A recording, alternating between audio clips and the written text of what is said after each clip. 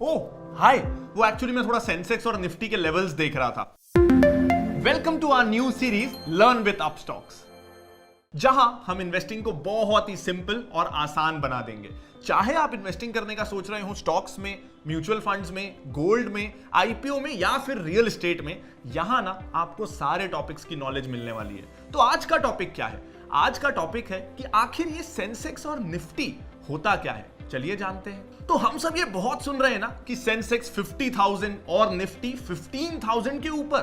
क्या होता है इसका मतलब? कैसे होता है रोज ऊपर और नीचे? इससे हमें क्या पता चलता है? इसको इंटरप्रेट कैसे करते हैं और ये क्यों इंपॉर्टेंट है? इस वीडियो में ना हम आपको बताएंगे सेंसेक्स और निफ्टी के बारे में कंप्लीट इंफॉर्मेशन। देश भर के सारे बिजनेस चैनल दिन भर आपको सेंसेक्स और निफ्टी का लाइव ग्राफ दिखाते हैं।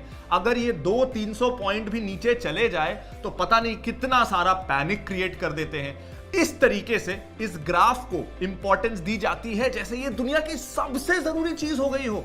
तो चलिए सबसे पहले ये जानते हैं कि ये सेंसेक्स और निफ्टी आखिर होता क्या है। लेकिन सबसे पहले ना इसे एक एग्जाम्पल से समझते हैं। इलेक्शन के रिजल्ट से पहले एग्जिट पोल्स आते हैं। तो ये एग्जिट पोल्स आखिर क्यों आते हैं? ताकि आपको एक रफ आइडिया हो जाए कि ये इलेक्शन किस तरफ जा रहा है। बट क्या ये एग्जिट पोल हर बार सही होते हैं? ऐसा जरूरी नहीं है। एग्जिट पोल्स 60-70% टाइम सही होते तो हैं, बट ये हर बार सही हो इसकी कोई गारंटी नहीं है। तो ये क्यों हर बार सही नहीं होते? ये पोल लेते वक्त सिर्फ कुछ लोगों से लिया जाता है। अगर लाखों लोग वोट दे रहे हैं तो उनमें से सिर्फ कुछ हजार लोगों का एक पूल बनाकर पूछा जाता है कि आपने किसको वोट दिया।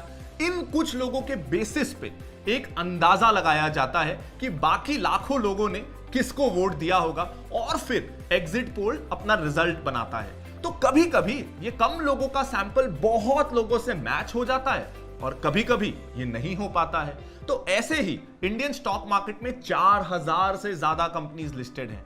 अब कोई भी रोज इन सारी कंपनीज का प्राइस तो देख नहीं सकता, बट आपको यह भी जानना है कि आज ज्यादातर कंपनी बढ़ रही है या गिर रही है। आपको एक अंदाजा चाहिए कि आज मार्केट कहां जा रहा है, मार्केट सेंटिमेंट कैसा है, मैक्सिमम कंपनीज ऊपर जा रही है या नीचे। तो यहां सेंसेक्स और निफ्टी हमारे काम आते हैं। ये एक तरह का एग्जिट पोल है जो कि एक छोटे सैंपल साइज से ये प्रिडिक्ट करने की कोशिश कर रहा है कि ज्यादातर कंपनीज ऊपर बढ़ रही हैं या फिर नीचे गिर रही हैं। एक ओवरऑल मार्केट डायरेक्शन ये आपको बता देता है। तो सेंसेक्स एक 30 कंपनीज का पूल है और निफ्टी 50 कंपनीज का पूल है। ये दोनों एक ओपिनियन देते हैं कि on a given day market किस तरफ जा रहा है। अब जो निफ्टी के अंदर 50 कंपनीज हैं वो इंडिया की सबसे बड़ी कंपनीज हैं। तो जिस डायरेक्शन में ये 50 कंपनीज जाती हैं यूजुअली उस ही डायरेक्शन में देश की बाकी कंपनीज भी जाती हैं। बट ऐसा हर बार हो ऐसा जरूरी नहीं। 60-70% तक ये सही होता है। याद रहे कि ये सेंसेक्स और निफ्टी ना 100% रिलायबल नहीं है। ये सिर्फ आपको प्रिडिक्ट करने के लिए या आपको एक ओवरऑल आइडिया देने के लिए है कि जनरल मार्केट ट्रेंड किस तरफ है।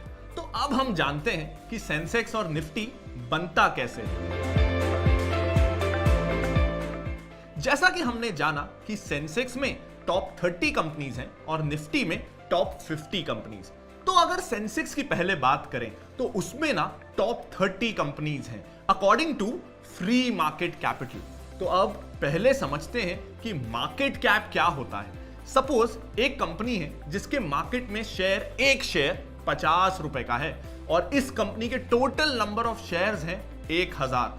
तो टोटल कंपनी का मार्केट कैपिटल होगा price of one share multiplied by number of total share. हमारे एग्जाम्पल में उस कंपनी का मार्केट कैप होगा प्राइस ऑफ वन शेयर जो है 50 रुपए into total number of shares जो है 1000, यानी मार्केट कैप हुआ 50,000। लेकिन सेंसेक्स में आने के लिए मार्केट कैप नहीं बल्कि फ्री फ्लोट मार्केट कैपिटल देखा जाता है।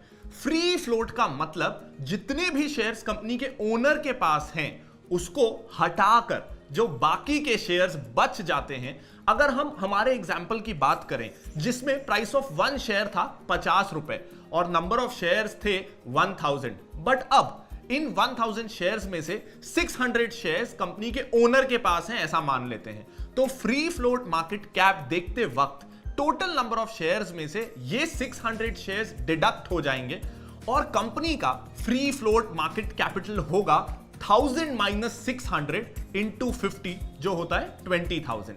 Total number of shares minus number of shares of owners multiplied by price of one share. तो सेंसेक्स में वो 30 कंपनियां हैं जिनका इंडिया में फ्री फ्लोट मार्केट कैपिटल सबसे ज्यादा है। ये 30 कंपनियों के इस ग्रुप को ही बेसिकली सेंसेक्स बोला जाता है। ये सारी कंपनीज डिफरेंट सेक्टर्स को बिलोंग करती हैं। इंडिया में सबसे ज्यादा सेंसेक्स में वेटेज ना फाइनेंशियल सर्विसेज का है, जिसमें बैंक्स और एनबीएफसीज आते हैं, और उसके बाद आईटी कंपनीज का भी एक अच्छा खासा वेटेज है, और बाकी सेक्टर्स से भी कंपनियां मिलकर सेंसेक्स फॉर्म करती हैं। अब ये सारी कंपनीज किसी दिन कितना ऊपर या नीचे होती हैं उस पर डिपेंड करता है कि उस दिन सेंसेक्स कितना फ्लक्चुएट होगा।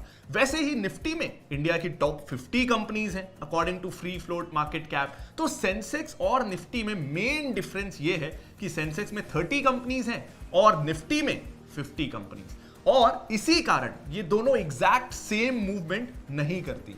अगर किसी दिन सेंसेक्स 1% ऊपर है तो हो सकता है कि निफ्टी ना उस दिन 0.5% ही ऊपर जाए, क्योंकि उसमें 20 कंपनियां ज्यादा हैं और उसका मूवमेंट उन 20 कंपनीज पे भी डिपेंड करता है। तो अब हमने ये तो जान लिया कि ये इंडेक्स, सेंसेक्स और निफ्टी हमारा बहुत सारा टाइम बचाते हैं और एक मार्केट का आउटलुक देते हैं जो कि टू एन एक्सटेंट रिलायबल होता है। एक सेकंड में पूरे इंडियन मार्केट का एक अंदाजा मिल जाता है। ये इंडेक्स और भी यूजफुल हो जाते हैं जब इन पे मूवमेंट बहुत ज्यादा हो। अगर किसी दिन सेंसेक्स या निफ्टी बहुत ज्यादा ऊपर हो तो हम ये श्योरिटी के साथ कह सकते हैं कि आज मार्केट का मूड ना बहुत अच्छा है और मोस्टली कंपनीज बढ़ रही हैं। तो ये तो हो गया इंडेक्स के फायदे, बट इनके ना कुछ लिमिटेशंस भी होते हैं। तो चलिए अब थोड़ा उन लिमिटेशंस के बारे में जान लेते हैं। इन इंडेक्स में सबसे बड़ी कंपनीज नहीं है, सबसे बड़ी फ्री फ्लोट मार्केट कैपिटल वाली कंपनीज हैं। अब इस भी एक एग्जांपल को समझते हैं। सपोज एक कंपनी है ए लिमिटेड जिसका मार्केट कैप 1000 करोड़ का है, बट उसके ओनर्स के पास 75% का स्टेक है। तो ऐसे में उस कंपनी का free float market cap 250 crore का हो जाता है। अब ऐसे ही एक और कंपनी है बी लिमिटेड जिसका मार्केट कैप 500 करोड़ है और उसमें उस कंपनी के ओनर्स का 10% स्टेक है। तो उस कंपनी का free float market cap 450 crore का हो जाता है। तो कंपनी ए का मार्केट कैप 1000 करोड़ होने के बाद भी उसको निफ्टी में कम वेटेज मिलेगा, और जस्ट उसकी आधी कंपनी को जिसका मार्केट कैप 500 करोड़ है बट फ्री फ्लोट ज्यादा है उसको ज्यादा बड़ा माना जाएगा और ज्यादा वेटेज मिलेगा। कंपनी बी के शेयर प्राइस मूवमेंट से निफ्टी में ज्यादा फ्लक्चुएशन आएगा as compared to company A. तो ऐसे में company B is bigger than company A because of free float market capital. तो ये हर बार एक क्लियर पिक्चर इसलिए नहीं दे पाता है। तो इसमें दूसरा लिमिटेशन ये है कि इसमें केवल 30 या फिर 50 कंपनीज का ही पूल है। तो हम सिर्फ इन गिनी चुनी कंपनीज से देश की सारी कंपनीज, चाहे वो छोटी हो या बड़ी, इररिस्पेक्टिव ऑफ इंडस्ट्री और सेक्टर को प्रिडिक्ट करने की कोशिश कर रहे हैं। तो ऐसा करने से ये हर बार एक क्लियर पिक्चर नहीं दे पाता। अगर आप किसी भी 50 कंपनी से देश की 4000 कंपनीज को प्रिडिक्ट करने की कोशिश करेंगे तो कभी भी एक्यूरेट पिक्चर नहीं आ पाएगी। अब थर्ड लिमिटेशन है सर्वाइवरशिप बायस का। अगर सेंसेक्स की 30 कंपनीज अच्छा परफॉर्म ना करें और उसके रिजल्ट्स खराब आने लगे तो पहले कुछ दिन तो सेंसेक्स गिरेगा, फिर जब वो कंपनीज लगातार गिरती ही रहें तो उन 30 कंपनीज को सेंसेक्स से हटा दिया जाएगा। उन कंपनीज को न्यू कंपनीज सेंसेक्स में रिप्लेस कर देंगी। अब अगर ये नई कंपनीज अच्छा परफॉर्म करने लगे तो सेंसेक्स फिर से भागने लग जाएगा। अब क्योंकि इंडेक्स में देश की सबसे बड़ी बड़ी कंपनीज होती हैं, तो जो अपने इंडस्ट्री में लीडर्स हैं और उनका देश में जाना माना नाम है, चांसेस इस बात के ज्यादा हैं कि वो अच्छा ही परफॉर्म करे। बट जो नीचे की कंपनीज हैं उनमें ग्रोथ ना आए या फिर ग्रोथ स्लो हो। बट ऐसी सिचुएशन में भी सेंसेक्स तो बढ़ेगा, तो ये ट्रू पिक्चर कई बार नहीं दिखा पाता। अगर कोई सेंसेक्स की कंपनी अच्छा परफॉर्म नहीं कर रही तो उसे रिप्लेस कर दिया जाता है और उसके बदले न्यू कंपनी जो बेटर परफॉर्म कर रही हो उसे लाया जाता है। ये एक तरह का रिवीजन है जो कि हर क्वार्टर किया जाता है। जैसे ही कोई कंपनी बुरा परफॉर्म करने लगे उसे नेक्स्ट क्वार्टर में हटा दिया जाता है। तो सेंसेक्स या निफ्टी हमें सिर्फ विनर्स का डेटा प्रेजेंट करते हैं। जैसे ही कोई विनर बुरा परफॉर्म करने लगे उसे नेक्स्ट विनर से रिप्लेस कर दो। ऐसा करने से एक बबल क्रिएट होता है कि सब कुछ अच्छा चल रहा है। यही एक कारण है कि कई बार हमें ऐसा भी लगता है कि सेंसेक्स कहां का कहां पहुंच गया और मेरा पोर्टफोलियो वो तो वहीं का वहीं है। सेंसेक्स में सिर्फ वही कंपनीज होती हैं जो उस दौरान अच्छा परफॉर्म कर रही हो। जैसे ही उनका शेयर या परफॉर्मेंस गिरेगा उन्हें हटा दिया जाएगा। तो ऐसे में एक समझदारी की बात यह भी होगी कि अपना रिटर्न हर बार इंडेक्स से कंपेयर ना करें, क्योंकि उसमें तो हैं ही टेम्पररी विनर्स। तो क्या सेंसेक्स या निफ्टी की कंपनीज के शेयर्स खरीदने से आपको अच्छा प्रॉफिट होगा? देखिए, इंडेक्स में वही कंपनीज हैं जो कि पास्ट में अच्छा परफॉर्म की है। पिछले 3 महीनों में जिस कंपनी ने बेस्ट रिजल्ट दिया वो सेंसेक्स में शामिल हो जाती है। तो अगर आपको कोई कंपनी इंडेक्स में आने के बाद पसंद आ रही है तब तक वो कंपनी मोस्ट प्रोबेबली बहुत एक्सपेंसिव हो जाती है। उसमें अब शायद उतना ग्रोथ पोटेंशियल या वैल्यू ना बचे। अगर आप उस कंपनी में एंटर होना चाहते हैं तो वो ऑलरेडी हो सकता है कुछ हद तक ओवर प्राइस्ड हो, क्योंकि अब वो वेल डिस्कवर्ड है। अगर आप विनर्स को पहले ही आइडेंटिफाई कर सकते हैं तो ही आपको बहुत ज्यादा फायदा होगा। कभी भी विनर्स के पीछे पीछे ना भागें। रेस में भी ना कौन सा घोड़ा जीतेगा ये पहले से ही जानने में ही बड़ा प्रॉफिट होता है, ना कि जीते हुए घोड़े के पीछे पीछे भागने से। तो अगर आप ये सोच सकते हैं कि अगले साल कौन सी कंपनी सेंसेक्स में आएगी तो आपको जरूर अच्छा प्रॉफिट हो सकता है। एक बार वो सेंसेक्स में आ जाए फिर उसमें पैसे लगाने से हर बार आपको रिटर्न्स बहुत अच्छे नहीं मिलने वाले। तो वैल्यू इसमें ही है कि पहले से ऐसे स्टॉक्स को आप आइडेंटिफाई करने की कोशिश करें। कभी भी अपने पोर्टफोलियो रिटर्न्स को सेंसेक्स या निफ्टी से मीडियम या शॉर्ट टर्म में कंपेयर ना करें। हमेशा क्वालिटी स्टॉक्स रिसर्च करने में ही अपना पूरा फोकस लगाएं। स्मॉल कैप और मिड कैप कैटेगरी में आज भी बहुत सारे अंडरवैल्यूड स्टॉक्स हैं जो आज से कुछ साल बाद शायद सेंसेक्स या निफ्टी में शामिल भी हो सकते हैं।